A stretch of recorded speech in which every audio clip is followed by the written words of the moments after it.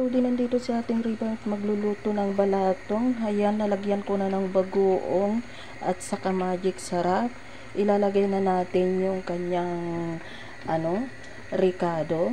Pagkalagay natin ng kanyang ricado ay isunod natin itong ampalaya at saka yan.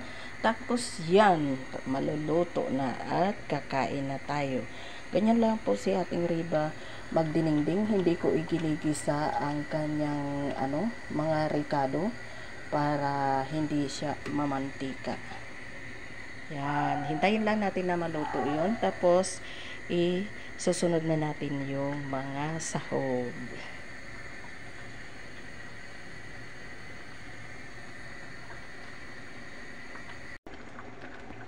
Ayan guys, pwede na natin ihalo itong ampalaya at saka yung udang. Ayan, nahulog na siya. Tumatakbo pa yung udang niya. Ayan. Ayan po yung udang natin at saka yung ampalaya. Ngayon, iluto lang natin saglit. Tapos ilagay na natin yung kulitis. Ganyan po magdinengding natin ng balatong. Ayan guys, pwede na natin ilagay yung kulitis. Ayan, kulitis. Ayan po yung kulitis na ating riba. Masarap na gulay. Baby spinach ang tawag nila dito guys.